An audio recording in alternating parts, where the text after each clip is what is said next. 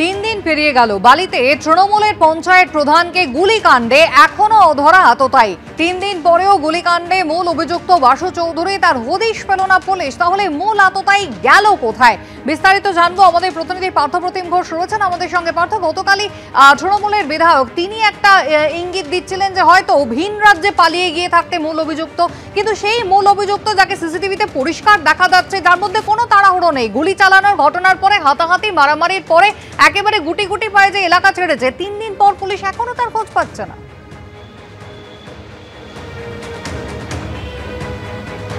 সব থেকে বড় প্রশ্ন হচ্ছে এটাই, কারণ হচ্ছে যেরকম দুষ্কৃতী রাজ দেখতে পাওয়া গেল বালির রাস্তার মধ্যে, যে একজন দুষ্কৃতী সে এলো, হামলা করলো, রাস্তার মধ্যে গুলি চালালো এবং অনায়াসে সেই জায়গা ছেড়ে চলে গেল। ঘটনাটি ঘটে কবে? ঘটনাটি ঘটে গত বৃহস্পতিবার রাত্রিবেলা, যখন পঞ্চায়েত প্রধান তিনি বাড়ি ফিরছিলেন, তখন তার উপরে হামলা চালানোর ঘটনা ঘটে। গোটা ঘটনা সিসি ক্যামেরা বন্দী হয়েছে, গোটা দৃশ্যটা স্পষ্ট পরিষ্কার করে দেখতে পাওয়া যাচ্ছে। এবং সেক্ষেত্রে একেবারে আইন শৃঙ্খলা নিয়ে একটা প্রশ্ন ওঠে যে এইরকম রাস্তার মধ্যে, প্রকাশ্য রাস্তায়, জনবহুল এলাকায় সাহস পাচ্ছে কোথা থেকে দুষ্কৃতীরা এইরকমভাবে বন্দুক নিয়ে আসছে, এসে গুলি চালাচ্ছে, হামলা করছে, তারপর চলে যাচ্ছে। কিন্তু যখন আইন শৃঙ্খলা নিয়ে প্রশ্ন উঠছে, আরও বড় প্রশ্ন তুলছে বিভিন্ন মহল যে দুষ্কৃতী চলে গেল তা হায়গার পায়ে হেঁটে হেঁটে, তার পরবর্তীকালে আজকে 4 দিন হয়ে গেল, গত বৃহস্পতিবার দিন থেকে দুষ্কৃতীর নাগালটুকু পেল না পুলিশ। এবং এই ক্ষেত্রেই কিন্তু যে পুলিশ জানতে পারবে তখনই যখন অভিযুক্তকে গ্রেপ্তার করা সম্ভব হবে যে মোটিভটা কী। অর্থাৎ এখনও পর্যন্ত পুলিশের কাছে মোটিভটা স্পষ্ট নয়। তবে ইতিমধ্যে যার উপর হামলা হয়েছে তার সঙ্গে পুলিশ কথা বলেছে, স্থানীয়দের সঙ্গে পুলিশ কথা বলেছে এবং সেই কথা বলে জানার চেষ্টা করছে মোটিভ সম্পর্কে। কিন্তু হামলাকারী এখনও পর্যন্ত কোনো খোঁজ পায়নি পুলিশ, এবং ইতিমধ্যে পুলিশ জানাচ্ছে হামলাকারীর খোঁজে শুরু হয়েছে তল্লাশি। একেবারে পার্থপ্রতিম, তুমি আমাদের সঙ্গে থাকো। তৃণমূলের পঞ্চায়েত প্রধান বৃহস্পতিবার রাতে জনবহুল রাস্তায় তাকে উদ্দেশ্য করে পরপর গুলি চালানো হলো এবং তারপর আততায়ী হেঁটে হেঁটে এলাকা ছেড়ে চলে গেল। 3 দিন পরেও যার খোঁজ কিন্তু পাচ্ছে না পুলিশ। পার্থপ্রতিম, এই তৃণমূলের পঞ্চায়েত প্রধানের পরিবারের সদস্যরা তারা একেবারে প্রথম থেকে বাসু চৌধুরী তাকে মূল অভিযুক্ত বলে বলছিলেন এবং একই সঙ্গে তারা বলছেন যে হামলার নেপথ্যে বড় কোনো মাথা রয়েছে। তাই কি পুলিশের গড়িমসি? 3 দিন পরেও এখনো পর্যন্ত পুলিশ খোঁজ পাচ্ছে না।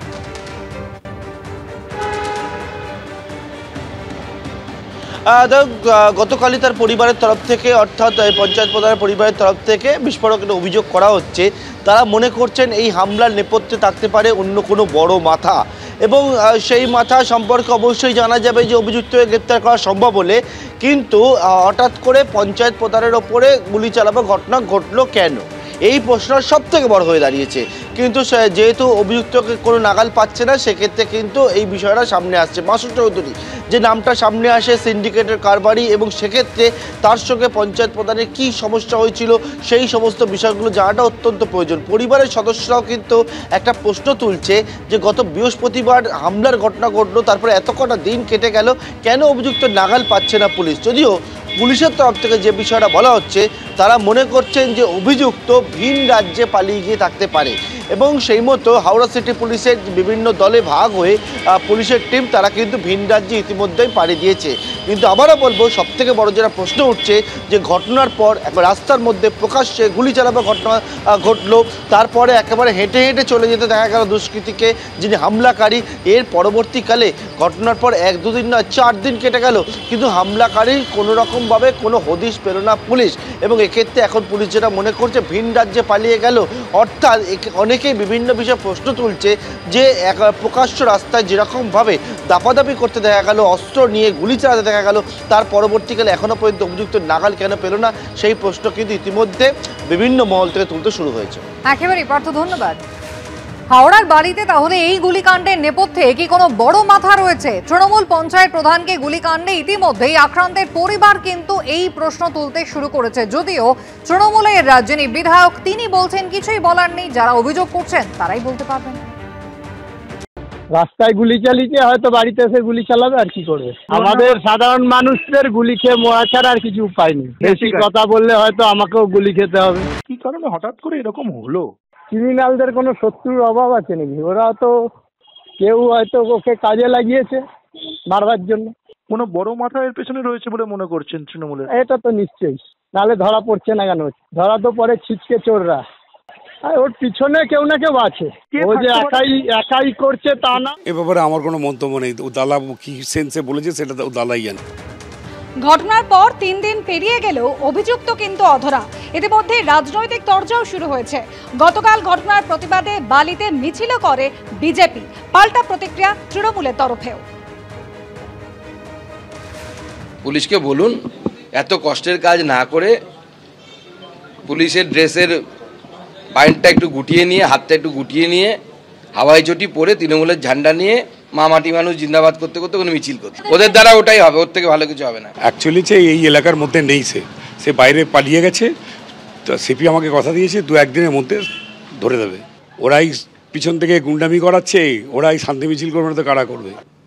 বিজেপি নেতা প্রিয়াঙ্গু পাণ্ডের উপর হামলার অভিযোগের ঘটনায় 1 বছর পেরিয়ে গিয়েছে। সামনে রয়েছে বিধানসভা নির্বাচন, আর এবার নিজের এলাকাতেই প্রাণনাশের আশঙ্কা করছেন বিজেপি নেতা। ব্যারাকপুর পুলিশ কমিশনারেট থেকে শুরু করে এনআইএ এমনকি স্বরাষ্ট্র দফতরেও বিজেপি নেতা চিঠি দিয়েছেন। তার নিশানায় রয়েছেন জগদ্দলের তৃণমূল বিধায়ক সোমনাথ শ্যাম। এই অভিযোগে বিজেপি নেতার পাশে দাঁড়িয়েছেন প্রাক্তন বিজেপি সাংসদ অর্জুন সিং, যদিও কোনো অভিযোগকেই গুরুত্ব দিচ্ছেন না তৃণমূল বিধায়ক নিজে।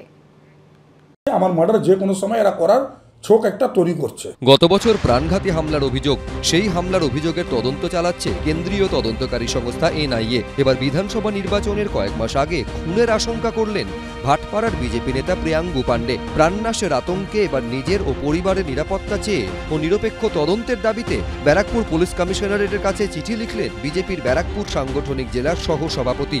এমনকি এনআইএ, স্বরাষ্ট্র দফতর ও রাজ্যপালের কাছেও ইমেল করেছেন বিজেপি নেতা।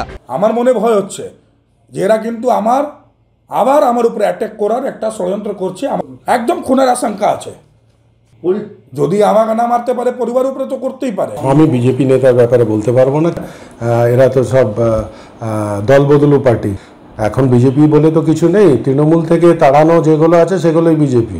তো সেগুলো আবার কবে লাইন লাগিয়ে বসে আছে আবার বিজেপির থেকে তৃণমূলে আসবে, এটা তো কেউ জানে না। দুষ্কৃতীরা আছে, তাদের দমন করার জন্য যা যা পদক্ষেপ নেওয়ার সেটা প্রশাসন নেবে। উত্তর 24 পরগনার ভাটপাড়ার 6 নম্বর গলিতে থাকেন বিজেপি নেতা প্রিয়াঙ্গু পাণ্ডে।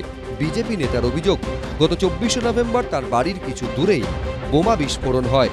ভাটপাড়া থানা এলাকায় আবার 2টি আগ্নেয়াস্ত্র সহ 10 রাউন্ড কার্তুজও উদ্ধার করে Barrackpore police commissionerate.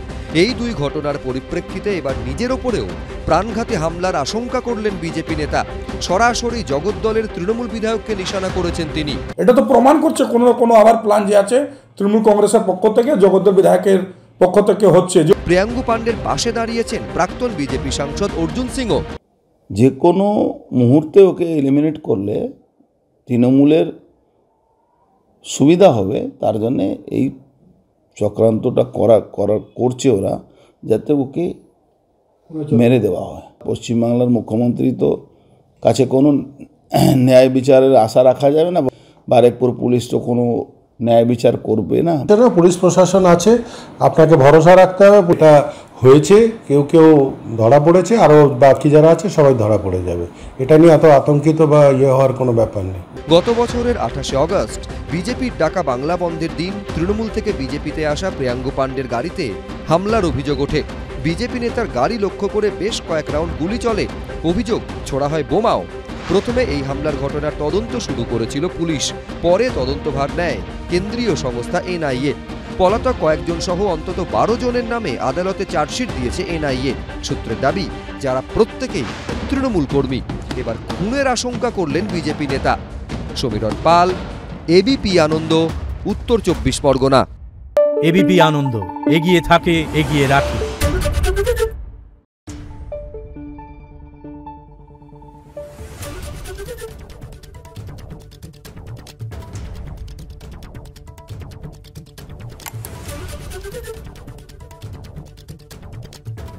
Thank you.